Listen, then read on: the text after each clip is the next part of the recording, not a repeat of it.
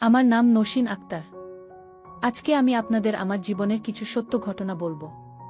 বাড়ির সবাই ঘুমিয়ে গেলে আমার আপন বড় ভাই আমার রুমে এসে প্রতিরাতে আমাকে। আমি একটি ধনী পরিবারের একমাত্র মেয়ে, অবশ্য আমার দুই ভাই আছে। এক ভাই আমার বড় আর এক ভাই আমার ছোট। বড় ভাইয়ের নাম জনি আর ছোট ভাইয়ের নাম রনি। আমার বাবা একজন সফল ব্যবসায়ী আর আমার মা একটি এনজিও পরিচালনা করে। বুঝতেই পারছেন, আমার বাবা ও মা দুইজনেই খুবই ব্যস্ত মানুষ। বাবা ও মা আমাদের তিন ভাই বোনকে পর্যাপ্ত সময় দিতে না পারলেও আমাদের তিন ভাই বোনের কখনোই টাকার অভাব বুঝতে দেয়নি। যে সময়ের কথা আমি বলছি তখন আমার এইচএসসি পরীক্ষা শেষ হয়েছে। আমি পরীক্ষার রেজাল্টের অপেক্ষা করছি আর বিশ্ববিদ্যালয়ে ভর্তির জন্য কোচিং করছি। সেই সময় কোচিং ক্লাস ছাড়া বাকি সময় সারা দিন রাত আমি ফ্রি থাকতাম। জনি ভাই তখন মেডিকেল কলেজে পড়ত আর রনি 10ম শ্রেণীতে। জনি ভাই মেডিকেল কলেজের ছাত্র হওয়ায় তার পড়ালেখার অনেক চাপ থাকত। কথায় আছে অলস মস্তিষ্ক শয়তানের বাসা, আমার অবস্থাও সেই রকম হল। প্রতি রাতে আমি ইন্টারনেটে মজার ভিডিও দেখতে লাগলাম। মজার ভিডিওর প্রতি আমি এতটাই আসক্ত হয়ে গেলাম যে রাতে ভিডিও না দেখলে আমার ঘুম আসত না। প্রতি রাতে আমি ইন্টারনেটে সার্চ করে করে নতুন নতুন ভিডিও দেখতাম। এক রাতে ইউটিউবে ভিডিও দেখতে দেখতে আমার সামনে ভাই বোন একটা ভিডিও চলে আসলো। ভিডিওগুলোর নাম দেখেই আমি অবাক হয়ে গেলাম। আমার মনের মধ্যে জানার আগ্রহ বেড়ে গেল। ভাই বোন এর মধ্যে এমন সম্পর্ক হয়, এটা কিভাবে সম্ভব? অনেক আগ্রহ নিয়ে একটা ভিডিও চালু করলাম। ভিডিওটা দেখেই আমার মাথা নষ্ট হয়ে গেল। ভিডিওতে দেখলাম একটা ছেলে একটা মেয়েকে, আর মেয়েটা জোরে জোরে চিৎকার করছে। ভিডিওতে মেয়েটা ছেলেটাকে ভাইয়া বলে ডাকছে। ভিডিওটা দেখে আমার মাথা সম্পূর্ণ খারাপ হয়ে গেল। বারবার আমার মনে হতে লাগলো যে আমারও তো দুইটা ভাই আছে, কিন্তু ভিডিও আর বাস্তবতা সম্পূর্ণ আলাদা। আমি ইচ্ছা করলেই আমার দুই ভাইয়ের সামনে হয়ে বলতে পারি না যে আসো ভাইয়ারা, আমাকে দাও। তাই নিজেকে কন্ট্রোল করে স্বাভাবিক থাকার চেষ্টা করলাম। এভাবেই আমার দিন কাটতে লাগলো। সারাদিন আমি আমার বাবা, মা আর দুই ভাইয়ের সামনে ভদ্র আর ভালো মেয়ে হয়ে থাকলাম। আর রাতের বেলায় ইউটিউবে মজার ভিডিও দেখে নিজেকে শান্ত করতে থাকলাম। কিন্তু ইদানিং ভিডিও দেখার সময় বারবার আমার ভাইদের কথা মনে হতো। অন্য ক্যাটাগরির ভিডিওগুলো দেখতে আমার বেশি ভালো লাগতো না। শুধু ভাই বোনের ভিডিওগুলো দেখতে মন চাইত। আমি নিজেকে আর কন্ট্রোল করতে পারছিলাম না। কিভাবে ভাইদেরকে আমার কাছে নিয়ে আসতে পারি সেই চিন্তা করতে লাগলাম। অনেক চিন্তা করে দেখলাম জনি ভাইয়াকে ম্যানেজ করা একটু কঠিন হবে, কারণ জনি ভাইয়া আমাকে বকা দিতে পারে। বাবা মাকে বলে দিতে পারে, কিন্তু রনিকে ম্যানেজ করা সহজ হতে পারে, কারণ কোনো সমস্যা হলে আমি রনিকে বকা দিয়ে চুপ করিয়ে দিতে পারব। আমি মনে মনে নিজেকে তৈরি করতে লাগলাম। ঠিক করলাম যে প্রথমে আমি রনিকে আমার দিকে পাগল করব আর আমার বড় ভাইয়ের দিকে নজর রাখব। সুযোগ পেলে বড় ভাইয়াকে আমি আমার কাছে নিব। কিন্তু কিভাবে আমি রনিকে আমার দিকে পাগল করব সেই চিন্তায় রাতে আমার ঘুম আসত না। অনেক চিন্তা করে ঠিক করলাম যে রনি যেন আমার সাথে বেশি সময় থাকতে পারে সেই ব্যবস্থা করতে হবে। যেই ভাবা সেই কাজ করলাম আমি। রাতে খাবার টেবিলে খেতে বসে বাবা, মা আর বড় ভাইয়ের সামনেই রনিকে উদ্দেশ্য করে বললাম, আজকাল পড়ালেখার প্রতি তোর আগ্রহ কমে গেছে মনে হয়। সারাদিন তোকে শুধু ভিডিও গেম খেলতে দেখি। রনি বলল, আমার পড়ালেখা ঠিকমতই চলছে আপু। আমি বললাম, কালকে থেকে প্রতিদিন সন্ধ্যার পরে বই খাতা নিয়ে আমার রুমে চলে আসবি। দেখব কেমন পড়ালেখা চলছে তোর। রনি বলল, আমার পড়ালেখা ভালো চলছে। তোমাকে আমার পড়ালেখা দেখতে হবে না আপু। রনির কথা শুনে রাগে আমার চেহারা লাল হয়ে যেতে লাগলো। আমি রনিকে আমার কাছে আনতে চাইছি আর রনি আমার থেকে দূরে থাকার চেষ্টা করছে। আমি কি বলবো সেই চিন্তা করছিলাম। সেই সময় আম্মু রাগ করে রনিকে উদ্দেশ্য করে বলল, নসীন ঠিক কথাই বলেছে। নসীনের পরীক্ষা শেষ হয়ে গেছে, এখন নসীন ফ্রি আছে। তাই কালকে থেকে প্রতিদিন সন্ধ্যার পরে বই খাতা নিয়ে তুই নসীনের রুমে গিয়ে পড়ালেখা করবি। শুধু রাতে খাবার সময় এসে খেয়ে যাবি। রাতে ঘুমানোর আগে পর্যন্ত নসীনের রুমে নসীনের সাথেই পড়ালেখা করবি। রনি বলল, ঠিক আছে আম্মু। আমি মনে মনে আম্মুর উপরে এত খুশি হলাম যা বলে বুঝাতে পারবো না। আম্মু আমার কাজ অনেক সহজ করে দিল। এখন থেকে প্রতিদিন সন্ধ্যার পর থেকে রাতে ঘুমানোর আগে পর্যন্ত রনিকে আমি আমার সাথে রাখতে পারব। অর্থাৎ প্রতিদিন সন্ধ্যার পরে প্রায় 4 থেকে 5 ঘন্টা রনি আমার সাথেই থাকবে। যেহেতু আমরা বাসার সবাই যে যার রুমেই থাকি এবং বিশেষ কোনো প্রয়োজন ছাড়া আমরা কেউ কারো রুমে যাই না, সেহেতু প্রতিদিন সন্ধ্যার পরে আমি রনির সাথে একান্তে ৪-৫ ঘন্টা সময় কাটাতে পারব। আমার মনে আত্মবিশ্বাস জন্মে গেল যে আমি রনিকে আমার দিকে পাগল করতে পারব, কিন্তু সবকিছু খুব সাবধানে করতে হবে। সাধারণত আমি সবসময় আমার রুম লক করেই রাখি। তাই আমি ঠিক করলাম যে রনি যখন আমার রুমে আসবে তখনও আমি ভেতর থেকে আমার রুম লক করেই রাখব। কারণ কোনো রিস্ক নেওয়া যাবে না। রনিকে পাগল করার জন্য আমি সব রকম চেষ্টাই করব। আমি চাই না যে সেই সময় অন্য কেউ এসে যেন বিরক্ত করতে না পারে। তাই রনিকে রুমে ঢুকিয়ে নিয়ে ভিতর থেকে দরজা লক করে রাখব বলেই সিদ্ধান্ত নিলাম। পরের দিন আমি গোসল করে সাদা রঙের পাতলা সুতি কাপড়ের জামা পরলাম। ড্রেসিং টেবিলের আয়নায় আমি নিজেকে একবার দেখে নিলাম। জামার উপর থেকে কালো রঙের স্পষ্ট দেখা যাচ্ছে। আমার নিজের কাছেই মনে হলো আমি দেখতে অনেক সুন্দর। সেদিন সন্ধ্যার পরে আমি আমার রুমে অধীর আগ্রহে রনির জন্য অপেক্ষা করতে লাগলাম। বারবার নিজেকে আয়নায় দেখলাম। আজকে আমার মনে হয় ভাইকে কাছে পাওয়ার আনন্দ যেমন কাজ করছে, ঠিক তেমন ভাবেই তাড়াহুড়ো করতে গিয়ে যেন আমার সব পরিকল্পনা নষ্ট হয়ে না যায়, সেই ভয় মনের মধ্যে কাজ করছে। আমি ঠিক করলাম যে কোনো তাড়াহুড়ো করব না। ধীরে ধীরে সময় নিয়ে আমি রনিকে আমার দিকে পাগল করার চেষ্টা করব। বিভিন্ন চিন্তা করতে করতে নিজেকে আবার আয়নায় দেখলাম। মনে হল কোনো কিছু মিসিং আছে। আমি কপালে ছোট্ট একটা লাল রঙের টিপ পরলাম। সেই সাথে ঠোঁটে লাল রঙের লিপস্টিক লাগালাম। তখনই আমার রুমের দরজায় কেউ নক করল। আমি বুঝতে পারলাম রনি এসে গেছে। নিজেকে আরও একবার আয়নায় দেখে নিয়ে রুমের দরজা খুললাম। দেখলাম রনি বই খাতা হাতে নিয়ে দাঁড়িয়ে আছে। রনিকে রুমের ভিতরে নিয়ে ভিতর থেকে রুম এর দরজা লক করে দিলাম। রুমের ভিতরে এসে রনিকে পড়ার টেবিলের একপাশের চেয়ারে বসতে দিয়ে আমি বললাম, কোনো অঙ্কগুলো তোর বুঝতে সমস্যা হয় সেগুলো ভালো করে দেখে নে। রনি তার অঙ্ক বই আর খাতা খুলতে লাগল। আর আমি রনির সামনে দাঁড়িয়ে বিভিন্ন বিষয়ে কথা বলতে লাগলাম। কথা বলতে বলতে রনি বারবার আমার দিকে তাকিয়ে আমার কথার উত্তর দিচ্ছিল। এক পর্যায়ে কথা বলতে বলতে যখনই রনি আমার দিকে তাকিয়েছে, ঠিক তখনই আমি রনির দিকে তাকিয়ে থেকেই আমার ছুঁড়ে রেখে দিলাম। ফেলার সাথে সাথে রনি চোখ বড় বড় করে অবাক দৃষ্টিতে আমার দিকে তাকিয়ে থাকল। রনিকে এভাবে দেখে আমার খুব হাসি পাচ্ছিল, আবার অনেক মজাও লাগছিল। আমি রনিকে কিছু না বলে রনির পাশের চেয়ারে বসলাম। তখনও রনি সোজা আমার দিকেই তাকিয়েছিল। আমি যে তার দিকে দেখছি সেই দিকে রনির কোনোই খেয়াল নেই। আমিও চুপচাপ রনির দিকে দেখতে লাগলাম। সাদা রঙের জামার থেকে কালো রঙের স্পষ্ট দেখা যাচ্ছিল। আমার নিজের ছোট ভাই আমার সামনে বসে হা করে আমাকে দেখছিল। আমি রনির কাণ্ডকারখানা দেখে কি করব সেটা বুঝতে পারছিলাম না। তাই আমিও চুপচাপ রনির দিকে তাকিয়েছিলাম। এভাবে প্রায় ৪-৫ মিনিট পার হয়ে যাওয়ার পরে আমি রনিকে বললাম, ভালো করে দেখা হয়েছে? আমার কথা শুনে রনি চমকে উঠল। মাথাটা উঁচু করে আমার দিক থেকে তার দৃষ্টি আমার চোখের দিকে নিয়েই লজ্জায় মাথা নিচু করে বলল, সরি আপু। রনির অবস্থা দেখে আমি হেসে দিয়ে বললাম, আরে বোকা, আমি যেই অঙ্কগুলো ভালো করে দেখে নিতে বলেছিলাম সেগুলো ভালো করে দেখেছিস কিনা? রনি বলল, ও হাপু, তুমি অঙ্কের কথা বলছো? আমি বললাম, হ্যাঁ। কোনো অঙ্কে তোর সমস্যা আছে সেটা বাহির কর। রনি একটা অঙ্ক বাহির করে দিল। আমি সেই অঙ্কটা খাতায় করছিলাম আর দেখছিলাম রনি বারবার আমার দিকে দেখছে। আমার খুব ভালোই লাগছিল। আজকে প্রথম দিনেই রনি আমার দিকে এভাবে পাগল হবে আমি সেটা আগে ভাবিনি। রনি একটার পর একটা অঙ্ক বাহির করে দিল আর আমি সেই অঙ্কগুলো করে দিতে লাগলাম। এর মধ্যে রনি অনেকবার আমার দিকে দেখেছে। কখনো কখনো আমার চোখের সাথে রনির চোখ মিলে গিয়েছে। তখন রনি মুখে কিছু না বললেও লজ্জায় চোখ নিচু করে নিয়েছে। কিছুক্ষণ পরে সে আবার আমার দিকে তাকিয়েছে। আমি মনে মনে ঠিক করলাম রনিকে আরও একটু বেশি করে পটাতে হবে। তাই আমি খাতায় অঙ্ক করতে করতে আমার বাম হাত দিয়ে আমার বাম পাশে চুলকাতে লাগলাম। আমি এমনভাবে অভিনয় করে চুলকাচ্ছিলাম যাতে দেখে মনে হয় আমার শরীরে চুলকাচ্ছে। তাই আমি স্বাভাবিকভাবেই চুলকাচ্ছি। আমি আমার ডান হাত দিয়ে খাতায় অঙ্ক করছিলাম আর বাম হাত দিয়ে আমার বাম পাশে চুলকাতে চুলকাতে রনিকে দেখছিলাম। রনি একটু এগিয়ে এসে সোজা আমার দিকে তাকিয়ে দেখছিল। আমি আমার ছেড়ে দিয়ে আমার পিঠটা চুলকানোর চেষ্টা করতে লাগলাম। আমি এমন ভাব করতে লাগলাম যে আমার পিঠে চুলকাচ্ছে কিন্তু পিঠ পর্যন্ত আমার হাত পৌঁছাচ্ছে না। রনি তাকিয়ে তাকিয়ে আমাকেই দেখছিল। আমি রনিকে বললাম, আমার পিঠটা একটু চুলকিয়ে দিতে পারবি? রনি বলল, হ্যাঁ আপু পারব।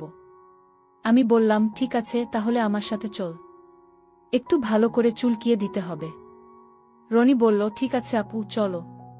আমি আমার রনির হাত ধরে কাছে নিয়ে আসলাম। রনিকে বললাম, ভাই সম্পূর্ণ পিঠটা ভালো করে চুলকিয়ে দে। রনি এসে আমার পাশে বসে এক হাত আমার পিঠে রেখে আস্তে আস্তে চুলকাতে লাগল। রনির হাতের স্পর্শ পেয়ে আমার শরীরের কাঁপুনি শুরু হয়ে গেছিল। আমি অনেক কষ্ট করে নিজেকে কন্ট্রোল করছিলাম।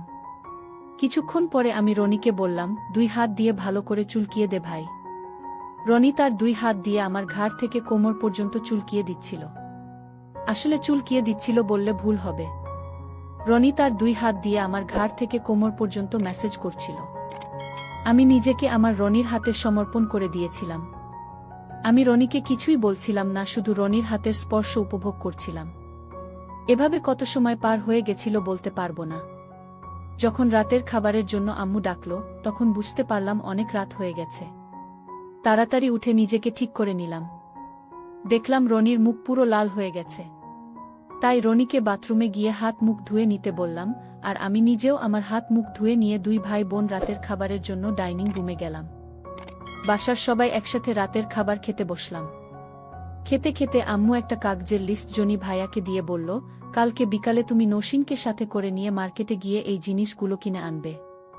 জনি ভাইয়া বলল, ঠিক আছে আম্মু। আমি মনে মনে ভাবলাম, ভালোই হলো।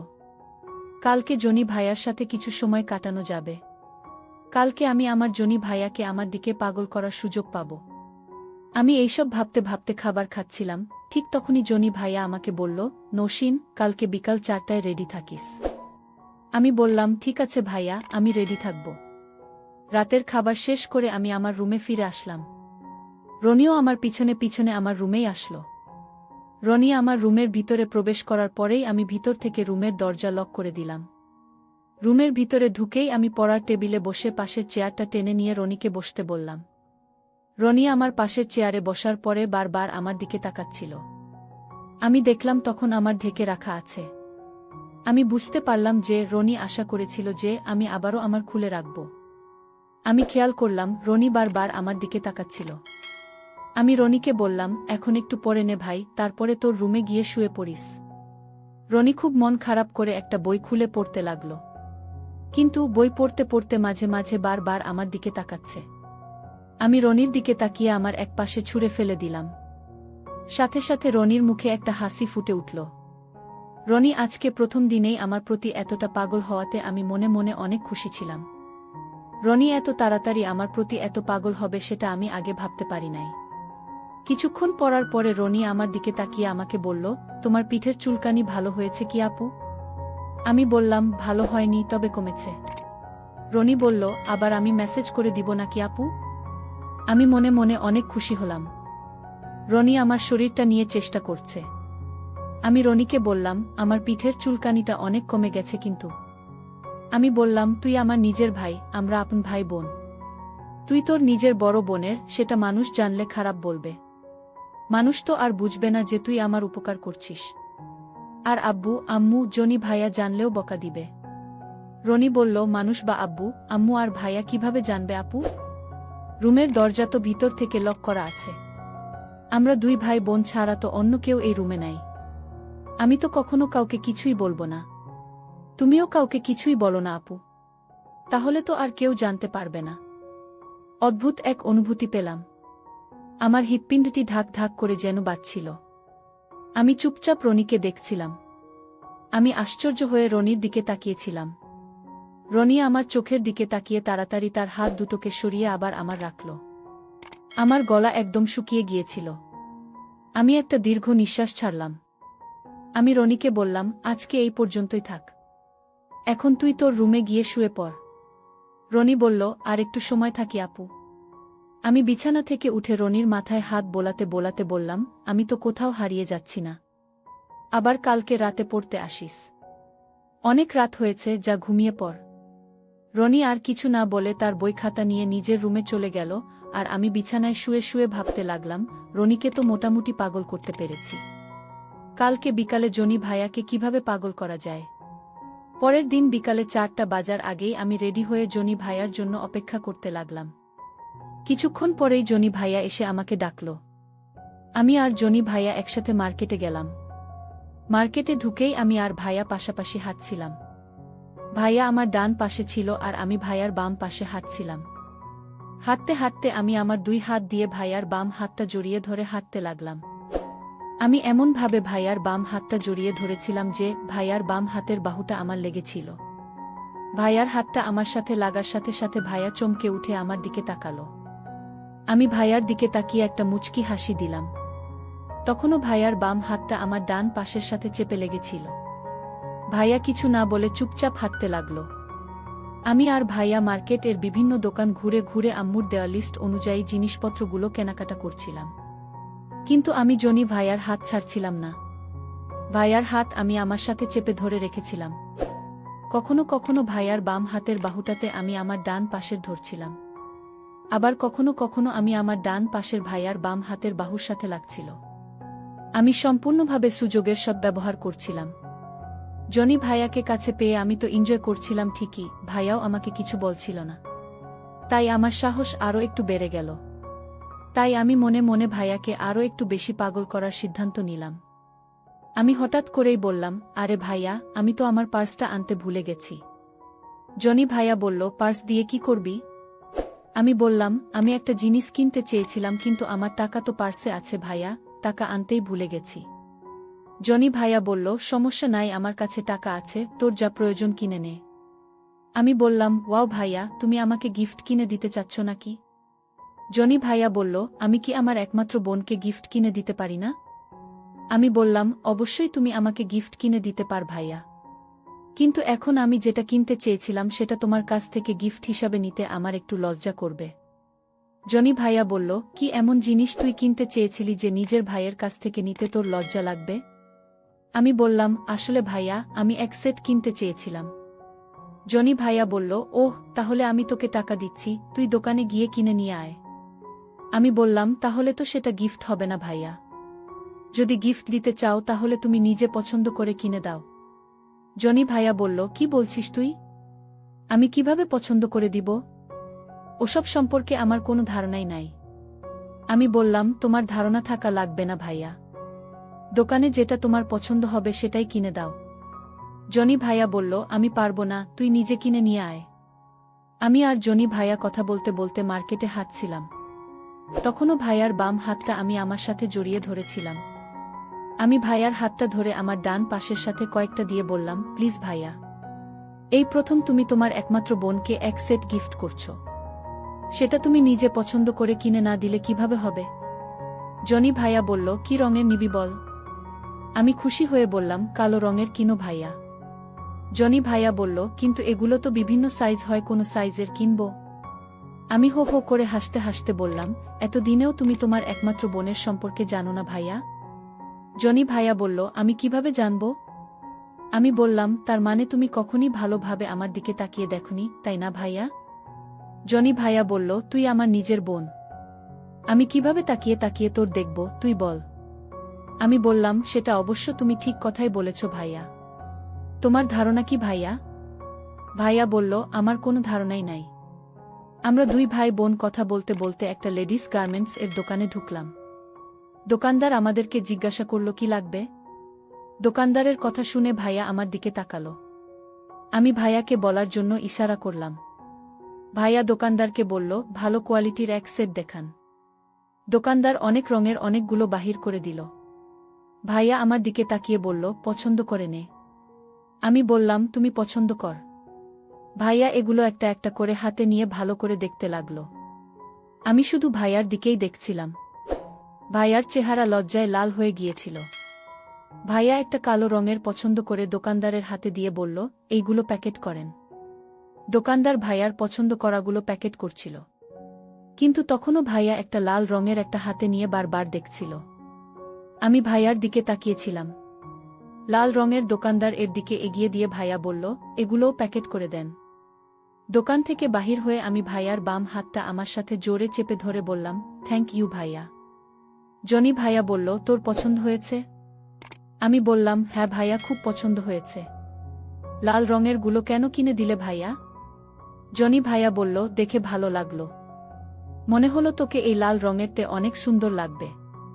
আমি আর ভাইয়া সব কেনাকাটা করে রাত প্রায় 9টার সময় বাসায় ফিরলাম। বাসায় ফিরে দেখি রনি তার বই খাতা নিয়ে আমার জন্য অপেক্ষা করছে। জনি ভাইয়া তার নিজের রুমে চলে গেল, আর আমি রনিকে সাথে নিয়ে আমার নিজের রুমে ঢুকে দরজা লক করে দিলাম। আমি জনি ভাইয়ার গিফট দেওয়া প্যাকেট বিছানার উপরে রেখে দিলাম। আমি রনিকে বললাম, তুই পড়তে বস, আমি হাত মুখ ধুয়ে জামা কাপড় চেঞ্জ করে নেই। রনি বলল, ঠিক আছে আপু। আমি বাথরুমে গিয়ে আমার হাত মুখ ধুয়ে আসলাম। দেখলাম রনি বসে বই পড়ছে। আমি রনির সামনে গিয়ে কথা বলতে বলতে চেঞ্জ শুরু করলাম। রনি আমাকে বলল, এটা কি করছো আপু? আমি বললাম, কেন, কি হয়েছে? রনি বলল, তুমি আমার সামনেই তোমার। আমি বললাম, তুই তো আমার আপন ভাই, তোর সামনে চেঞ্জ করলে সমস্যা কি? রনি বলল, আমার কোনো সমস্যা নাই আপু, তুমি আগে কখনো এভাবে আমার সামনে চেঞ্জ করনি তো, তাই বললাম। আমি বললাম, ঠিক আছে তাহলে আমি বাথরুমে গিয়ে চেঞ্জ করে আসছি। রনি বলল, না না আপু, বাথরুমে যাওয়ার দরকার নাই, তুমি এখানেই চেঞ্জ কর, আমি তোমাকে ভালো করে দেখে নেই। রনির কথা শুনে আমি রেগে গিয়ে বললাম, কি বলছিস এসব? তোর মাথা ঠিক নাই নাকি? আমাকে ভালো করে দেখবি মানে কি? আমি তোর নিজের বড় বোন, সেটা ভুলে গেছিস নাকি? রনি বলল, আরে আপু, তুমি আমাকে ভুল বুঝতেছ। গতকালকে তোমার পিঠে যেই চুলকানি হয়েছিল সেইটা কিসের জন্য হয়েছিল? তোমার ঘামাচি উঠেছে কিনা সেইটা ভালো করে দেখার কথা বলছিলাম। আমি বললাম, ও আচ্ছা, ঠিক আছে, ভালো করে দেখ তাহলে। আমি রনির সামনেই চেঞ্জ দিলাম। রনি অবাক দৃষ্টিতে দেখছিল আমার ঘামাচি হয়ে কিনা। আরও ভালো করে দেখার জন্য রনি একটু এগিয়ে আমার কাছে চলে আসলো। রনি আমার থেকে মাত্র 1 ফুট দূরত্বে আমার সামনে দাঁড়িয়েছিল। কিছু সময় অতিবাহিত হবার পর আমার মোবাইলে আম্মুর কল আসলো। আম্মু আমাদের 2 ভাই বোনকে রাতের খাবারের জন্য যেতে বলল। আমি রনির দিকে তাকিয়ে দেখলাম সে মাথা নিচু করে বিছানায় পা ঝুলিয়ে বসে আছে। আমি জিজ্ঞাসা করলাম, তোর আবার কি হলো? রনি বলল, এত তাড়াতাড়ি কেউ রাতের খাবার খায় নাকি? আমি রনিকে ঘড়ি দেখিয়ে বললাম, দেখ, রাত 10:30 বেজে গেছে। আমি রেডি হয়ে ডাইনিং রুমে গেলাম। রনির ইচ্ছা না থাকলেও আমার সাথে ডাইনিং রুমে গেল। পরের দিন শুক্রবার, তাই সবার বাসাতেই থাকার কথা ছিল, কিন্তু আব্বু বিজনেস এর কাজে সকালেই বাহিরে চলে গেল। আম্মুর এনজিওর একটা প্রোগ্রাম ছিল। সেই প্রোগ্রামে আম্মু আমার রনিকে সাথে নিয়ে গেল। যাওয়ার আগে আম্মু বলে গেল যে বিকেলের মধ্যেই ফিরে আসবে, বাড়িতে শুধু আমি আর জনি ভাইয়া থেকে গেলাম। সকাল 11টার দিকে আমি গোসল করে জনি ভাইয়ার গিফট দেওয়া কালো রঙের পরে নিজেকে ড্রেসিং টেবিল এর আয়নায় দেখতে লাগলাম। নিজেকে আয়নায় দেখতে দেখতে চিন্তা করলাম, আজকে বাড়িতে শুধু আমি আর আমার জনি ভাইয়া আছি। এই সুযোগে আমি জনি ভাইয়াকে আমার প্রতি পাগল করার চেষ্টা করতে পারি। আমি আমার মোবাইলটা হাতে নিয়ে কালো রঙের পরা অবস্থাতেই কয়েকটা ছবি উঠালাম। কয়েকটা ছবি উঠানোর পরে আমি কালো রঙেরটা ছেড়ে লাল রঙেরটা পরে কয়েকটা ছবি উঠালাম। আমি মোবাইলটা হাতে নিয়ে জনি ভাইয়ার রুমে গেলাম। জনি ভাইয়ার রুমের দরজায় নক করতেই ভাইয়া দরজা খুলে আমাকে জিজ্ঞাসা করল, কিরে নসীম, কিছু বলবি? আমি বললাম, হ্যাঁ ভাইয়া। ভাইয়া বলল, রুমের ভিতরে আয়। আমি ভাইয়ার রুমের গিয়ে ভাইয়ার বিছানায় পা ঝুলিয়ে বসলাম। আমি বললাম, তুমি কি করছিলে ভাইয়া? ভাইয়া বলল, তেমন কিছু না, বই পড়ছিলাম। আমি বললাম, আমি এসে কি তোমাকে বিরক্ত করলাম ভাইয়া? ভাইয়া বলল, আরে না না, কোনো সমস্যা নাই। কি লাগবে তোর বল? আমি বললাম, আমার কিছু লাগবে না ভাইয়া, তোমাকে একটা জিনিস দেখাতে আসলাম। ভাইয়া বলল, কি জিনিস? আমি আমার মোবাইলে আমার একটা ছবি বাহির করে মোবাইলটা জনি ভাইয়ার হাতে দিয়ে বললাম, দেখো ভাইয়া। জনি ভাইয়া আমার মোবাইলটা হাতে নিয়ে আমার ছবিটা দেখেই চমকে উঠে বলল, এমন ছবি কেন তুলেছিস? আমি বললাম, তোমাকে দেখানোর জন্য তুলেছি ভাইয়া। ভাইয়া বলল, আমি তোর আপন বড় ভাই, তুই আমাকে এমন ছবি কেন দেখাবি?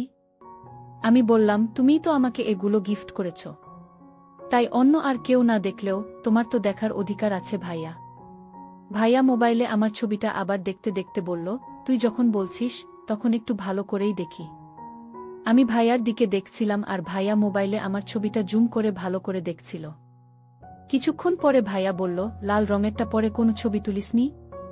আমি বললাম, আরও অনেক ছবি তুলেছি ভাইয়া, তুমি একটা একটা করে পার করে দিয়ে দেখো। ভাইয়া আমার প্রত্যেকটা ছবি জুম করে ভালোভাবে দেখতে লাগলো। আমি যে ভাইয়ার দিকে তাকিয়ে দেখছি সেদিকে ভাইয়ার কোনো খেয়াল নাই। ভাইয়ার পুরো মনোযোগ মোবাইলে আমার ছবিতে। প্রত্যেকটা ছবি ভাইয়া অনেক সময় নিয়ে দেখছিল। সবগুলো ছবি দেখা হয়ে যাবার পরে আবার প্রথম থেকে দেখা শুরু করছিল। ভাইয়ার আগ্রহ দেখে আমি মনে মনে অনেক অনেক খুশি হলাম। সময়ের দিকে ভাইয়ার কোনো খেয়াল ছিল না। আমি ঘড়ির দিকে তাকিয়ে দেখলাম দুপুর 2টা বেজে গেছে। ভাইয়ার দিকে তাকিয়ে দেখলাম ভাইয়া মোবাইলে আমার ছবি জুম করে বড় করে দেখছে। আমি ভাইয়াকে বললাম, খাবে নাকি ভাইয়া? ভাইয়া মোবাইল থেকে তার চোখ তুলে আমার চোখের দিকে তাকিয়ে বলল, তুই সত্যিই আমাকে খেতে দিবি? ভাইয়ার কথা শুনে আমি আমার হাসি আটকিয়ে রাখতে পারলাম না। আমি হো হো করে হাসতে হাসতে বললাম, ঘড়ির দিকে তাকিয়ে দেখো ভাইয়া, দুপুর 2টা বেজে গেছে। তোমার খিদে লাগেনি? দুপুরের খাবার খাবে না? ভাইয়া মাথা নিচু করে বলল, ও আচ্ছা, তুই যা, আমি আসছি। আমরা 2 ভাই বোন একসাথে দুপুরের খাবার খেয়ে যার যার রুমে চলে গেলাম। আমি আমার রুমে এসে বিছানায় শুয়ে ইউটিউবে মজার ভিডিও দেখছিলাম। তখন আমার রুমের দরজায় কেউ নক করল। আমি দরজা খুলে দেখি জনি ভাইয়া দাঁড়িয়ে আছে। আমি বললাম, ভাইয়া তুমি? ভাইয়া বলল, ব্যস্ত ছিলি নাকি? আমি বললাম, না ভাইয়া, এমনি শুয়েছিলাম। আসো, রুমের ভিতরে আসো। রুমের ভিতরে এসে ভাইয়া বলল, আসলে আমি তোকে বলতে এসেছি যে মনে করে তুই তোর মোবাইলের ছবিগুলো ডিলিট করে দিস। ভুল করেও অন্য কারো কাছে ছবিগুলো চলে গেলে সমস্যা হবে। আমি আমার মোবাইলটা ভাইয়ার দিকে এগিয়ে দিয়ে বললাম, তুমিই ডিলিট করে দাও ভাইয়া। ভাইয়া আমার হাত থেকে মোবাইলটা নিয়ে সবগুলো ছবি ডিলিট করে দিয়ে বলল, এই নে তোর মোবাইল, এখন আমি যাই। আমি বললাম, তোমার কি এখন কোনো জরুরি কাজ আছে নাকি ভাইয়া? ভাইয়া বলল, না, কোনো কাজ নাই। কেন জিজ্ঞাসা করছিস? আমি বললাম, কোনো কাজ না থাকলে এখানেই থাকো ভাইয়া, 2 ভাই বোন একসাথে গল্প করি। ভাই বলল, ঠিক আছে। ভাইয়া উঠে এসে আমার ডান পাশে রইল। আমি আর ভাইয়া উভয় দিকে মুখ করেছিলাম। আমি বললাম, কোন রঙের পরে আমাকে বেশি ভালো মানিয়েছে ভাইয়া? লাল রঙের নাকি কালো রঙের? জনি ভাই বলল, দুটোতেই তোকে খুব ভালো মানিয়েছে। আমি বললাম, এখন আমি কোনটা পরে আছি বলতো ভাইয়া? ভাইয়া বলল, আমি কিভাবে বলবো? আমি তো দেখিনি। আমি বললাম, তোমার ধারণা কি আমি কোন রঙেরটা পরে আছি এখন? ভাইয়া বলল, আমার মনে হয় কালো রঙেরটা পরে আছিস এখন। আমি হাসতে হাসতে বললাম, ভুল ভুল, তোমার ধারণা ভুল। আমি হাসতে হাসতে এগিয়ে দিয়ে বললাম, দেখো ভাইয়া, আমি লাল রঙেরটা পরে আছি এখন। জনি ভাইয়াও আমার দিকে তাকিয়ে বলল, ওয়াও, লাল রঙেরটাতে তোকে খুব সুন্দর লাগছে। আমি বললাম, তোমার গিফট দেওয়া তো সুন্দর তো লাগবেই। ভাইয়া বলল, শুধু কি লাল রঙেরটা পরেছিস? ভাইয়া বলল, যদি কিছু মনে না করিস তাহলে একটা কথা বলবো। আমি বললাম, তোমার যা মনে হয় বলো ভাইয়া, কোনো সমস্যা নাই। ভাইয়া বলল, যদি তোর কোনো আপত্তি না থাকে তাহলে তুই ওই দিকটা আমাকে একবার দেখাবি। ভাইয়ার কথা শুনে আমি বললাম, নাও ভাইয়া দেখো। ভাইয়া এগিয়ে এসে সোজা আমার। ঠিক তখনই বাড়ির মেইন দরজার কলিং বেল বেজে উঠল। আমি ধরফর করে উঠে বসে ভাইয়াকে বললাম, মনে হয় আম্মুরা চলে এসেছে। ভাইয়া বলল, ভয় করিস না, তুই তোর রুমের দরজা ভিতর থেকে লক করে দিয়ে ফ্রেশ হয়ে আয়। আমি গিয়ে মেইন গেট খুলে দেখছি কে আসলো। প্রতিদিনের মতো সেদিনও সন্ধ্যার পরে রনি আমার রুমে পড়তে আসলো। আমিও প্রতিদিনের মতো আমার রেখে দিয়েছিলাম। আমার গলাটা একটু বড় ছিল, তাই যখন টেবিলের উপরে ঝুঁকে রনিকে পড়া বুঝিয়ে দিচ্ছিলাম তখন আমার গলার উপর দিয়ে আমার অনেকটাই যাচ্ছিল। রনি বারবার আমার দিকে তাকাচ্ছিল। রনির তাকানো দেখে আমিও খুব মজা পাচ্ছিলাম। কিছুক্ষণ পরে আমার রুমের দরজায় কেউ নক করল। দরজায় কে নক করল সেটা দেখার জন্য যখন আমি চেয়ার থেকে উঠেছি তখন রনি বলল, একটু দাঁড়াও আপু। রনির কথা শুনে আমি পিছনে ঘুরে দেখি রনি দৌড়ে গিয়ে নিয়ে এসে আমার হাতে দিয়ে বলল, তোমার ঢেকে নাও আপু। আমি রনির দিকে তাকিয়ে একটা মুচকি হাসি দিয়ে ওড়নাটা নিয়ে আমার দিয়ে বললাম, এবার ঠিক আছে? রনি বলল, হ্যাঁ আপু, ঠিক আছে। আমি রুমের দরজা খুলে দেখি ভাইয়া দাঁড়িয়ে আছে। ভাইয়াকে দেখে আমি বললাম, আরে ভাইয়া তুমি আসো, ভিতরে আসো। রুমের ভিতরে এসে রনিকে পড়তে দেখে জনি ভাইয়া বলল, ওহ, তোরা পড়ালেখা করছিস? রনি বলল, হ্যাঁ ভাইয়া। জনি ভাইয়া বলল, তাহলে তো আমি এসে তোদেরকে বিরক্ত করলাম। আমি বললাম, না ভাইয়া, কোনো সমস্যা নাই, তুমি বসো। জনি ভাইয়া আসার কারণে রনি একদম ভদ্র ছেলের মতো চুপচাপ পড়তে লাগল। রনি আমার ডান পাশে আর জনি ভাইয়া আমার বাম পাশে বসেছিল। আমি বিভিন্ন কথা বলতে বলতে আমার বাম হাতটা জনি ভাইয়ার রেখে দিলাম। আমাদের 3 ভাই বোনের পাগুলো সব টেবিলের নিচে ছিল। তাই টেবিলের নিচে কি হচ্ছে সেটা কেউ দেখতে পাচ্ছিল না। 2 ভাই একসাথে থাকার কারণে কেউ কোনো কিছুই বলতে পারছিল না। জনি ভাই লজ্জায় রনির সামনে কিছু বলতে পারছিল না, আর রনি ভয়ে জনি ভাইয়ের সামনে কিছু বলতে পারছিল না। প্রতিদিন সন্ধ্যার পরে 2 ভাই আমার রুমে চলে আসত। আমি বুঝতে পারতাম যে তারা আমার কাছে আসতে চাচ্ছে, কিন্তু কেউ কিছু বলতে পারছে না। এভাবে 4-5 দিন পার হয়ে যাওয়ার পরে আমি চিন্তায় পড়ে গেলাম। আমি বুঝতে পারলাম যে 2 ভাইকে একসাথে আমার কাছে রাখা যাবে না। 2 ভাই একসাথে থাকলে কেউ আমার সাহস পাবে না। তাই আমি মনে মনে ঠিক করলাম, প্রথমে 2 ভাইকে আলাদা আলাদাভাবে আমার কাছে আসার সুযোগ দিতে হবে। তারপরে সময় সুযোগ বুঝে 2 ভাইকে একসাথে নিয়ে যাবে। কিভাবে কি করব সেটা আমি মনে মনে পরিকল্পনা করে নিলাম। পরিকল্পনা অনুযায়ী একদিন আমি জনি ভাইয়াকে বললাম, তুমি আমাকে আর কোনো গিফট দাও না কেন ভাইয়া? তুমি কি আমার উপরে রাগ করেছ? জনি ভাইয়া বলল, আরে না না, রাগ করিনি, রাগ করব কেন?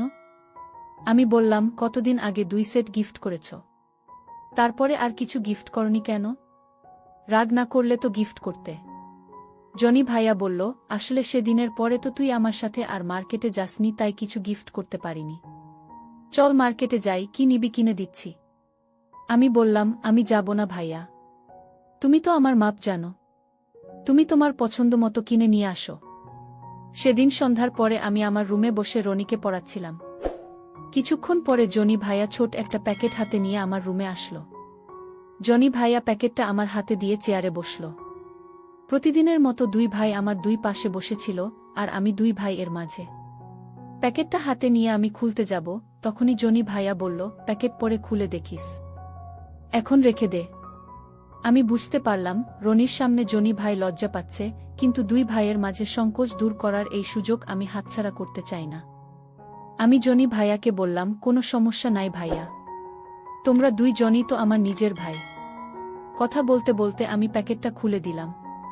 প্যাকেটের ভিতর থেকে 1 সেট গোলাপি রঙের বেরিয়ে আসলো। দেখেই রনি আশ্চর্য হয়ে জনি ভাইয়াকে বলল, তুমি আপুর জন্য কিনে এনেছো ভাইয়া? রনির কথা শুনে জনি ভাইয়া লজ্জায় মাথা নিচু করে বসে থাকল। আমি পরিস্থিতি স্বাভাবিক করার জন্য বললাম, আমি জনি ভাইয়াকে আমার জন্য কিনে আনতে বলেছিলাম। আমি আমার 2 ভাইয়ের সামনে টেবিলের উপরে বিছিয়ে দিয়ে রনির দিকে তাকিয়ে বললাম, কেমন হয়েছে? রনি বলল, খুব সুন্দর আপু। সেখানে বসে খুব অস্বস্তি অনুভব করছিল। আমি বুঝতে পারছিলাম জনি ভাইয়া রনির সামনে ফ্রি হতে পারছিল না। জনি ভাইয়া চেয়ার থেকে উঠে বলল, তোরা পড়ালেখা কর, আমি যাই। জনি ভাইয়া আমার রুমের দরজার বাহিরে যেতেই আমি পিছন থেকে জনি ভাইয়ার হাত টেনে ধরলাম। রনি যেন রুমের ভিতর থেকে দেখতে না পায়, সেই জন্য 1 হাত দিয়ে আমি আমার রুমের দরজা টেনে বন্ধ করে দিলাম। আমি জনি ভাইয়াকে বললাম, তুমি চলে যাচ্ছ কেন ভাইয়া? তোমার গিফট দেওয়া নতুন পরে কেমন লাগবে আমাকে, তুমি দেখবে না? জনি ভাইয়া বলল, রনির সামনে তোকে শুধু আমি দেখতে পারবো না। আমি বললাম, কেন ভাইয়া? তুমি আমার জনি ভাই আর ওই আমার রনি, তোমরা 2 জনই তো আমার কাছে সমান। জনি ভাইয়া বলল, তুই কি রনিকেও পরে দেখাবি নাকি? আমি বললাম, এখনো আমি সেভাবে কিছু ভেবে দেখিনি ভাইয়া, তবে আমি যেহেতু আমার জনি ভাইকে পরে দেখাতে পেরেছি, সেহেতু রনি যদি দেখতে চায় তাহলে আমার দেখাতে কোনো সমস্যা নাই। জনি ভাইয়া বলল, তাই বলে তুই নিজের রনিকে শুধু পরে দেখাবি? আমি বললাম, রনি যদি দেখতে চায় তাহলে দেখাবো ভাইয়া। জনি ভাইয়া বলল, নিজের ভাইয়ের সামনে পরে দাঁড়াতে তোর লজ্জা করবে না? আমি বললাম, তুমি তো আমার নিজের ভাই, তুমি যদি আমাকে পরে দেখতে পারো তাহলে রনি দেখতে সমস্যা কোথায় ভাইয়া? জনি ভাইয়া বলল, তুই ঠিক বলেছিস, তোকে দেখা আমার উচিত হয়নি। আমি বললাম, তোমরা 2 জনই আমার আপন ভাই, তোমরা তোমাদের একমাত্র বোনকে তোমাদের ইচ্ছামতো দেখতে পারো ভাইয়া। আমাদের 3 ভাই বোনের মধ্যে উচিত আর অনুচিত বলে কিছু নাই। জনি ভাইয়া বলল, তাই বলে তো রনির সামনে আমি তোকে ওভাবে দেখতে পারবো না, আমার সংকোচ করবে। আমি বললাম, ঠিক আছে ভাইয়া। রাতে 11টার পরে রনি তার নিজের রুমে চলে যাওয়ার পরে আমি তোমার মোবাইলে মিস কল দিব, তখন তুমি আমার রুমে চলে আসিও। জনি ভাইয়া বলল, ঠিক আছে, আমি তোর মিস কলের অপেক্ষা করব। জনি ভাইয়াকে বিদায় দিয়ে আমি আমার রুমের ভিতরে এসে দেখি রনি পড়ার টেবিলে বসে জনি ভাইয়ার গিফট দেওয়া নতুন গোলাপি রঙের হাতে নিয়ে মনোযোগ দিয়ে সেগুলো দেখছে। আমি রনিকে বললাম, এগুলো হাতে নিয়ে কি করছিস তুই? রনি এগুলো হাতে রেখেই বলল, এগুলো পরলে তোমাকে খুব সুন্দর লাগবে আপু। আমি বললাম, তাই নাকি? রনি বলল, আপু তুমি এগুলো পরে আসো দেখি তোমাকে কেমন লাগে। আমি বললাম, এইগুলো জনি ভাইয়া গিফট দিয়েছে। তাই এইগুলো পরে কেমন লাগবে সেটা শুধু জনি ভাইয়া দেখবে। রনি আশ্চর্য হয়ে বলল, তুমি পরে জনি ভাইয়াকে দেখাবে আপু? তোমার লজ্জা লাগবে না? আমি বললাম, তুই রনি হয়ে যদি আমাকে দেখতে পারিস তাহলে জনি ভাইয়া দেখলে সমস্যা কোথায়? রনি বলল, জনি ভাইয়া দেখলে আমার কোনো সমস্যা নাই আপু। আমি শুধু চাই তুমি আমাকে দেখাও।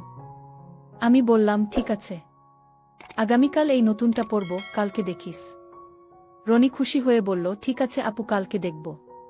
কিছুক্ষণ পরে সবাই রাতের খাবার খেয়ে যার যার রুমে চলে গেলাম। ঘড়িতে দেখলাম প্রায় 11টা বাজে। আমি হাত মুখ ধুয়ে ফ্রেশ হয়ে জনি ভাইয়ার দেওয়া গোলাপি রঙের নতুনটা পরলাম। নিজেকে ড্রেসিং টেবিলের আয়নায় দেখে নিলাম। আমি গাঢ় গোলাপি রঙের লিপস্টিক লাগালাম। গোলাপি রঙের সাথে গাঢ় গোলাপি রঙের লিপস্টিকে আমাকে একদম সুন্দরী মেয়ের মতো লাগছে। যে কোনো ছেলেই এই অবস্থায় আমাকে দেখলে আমার প্রেমে হাবুডুবু খাবে। পরিকল্পনা অনুযায়ী মোবাইলটা হাতে নিয়ে জনি ভাইয়াকে একটা মিস কল দিলাম। আমি ড্রেসিং টেবিলের আয়নায় নিজেকে দেখতে দেখতে জনি ভাইয়ার কথা ভাবছিলাম। তখনই আমার রুমের দরজায় কেউ নক করল। আমি বুঝতে পারলাম জনি ভাইয়া এসেছে।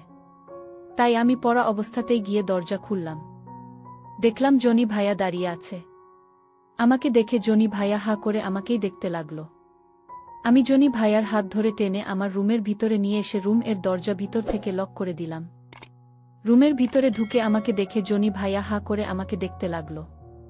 আমরা দুই ভাই বোন কতক্ষণ ব্যাপী ছিলাম নিজেরাই জানি না।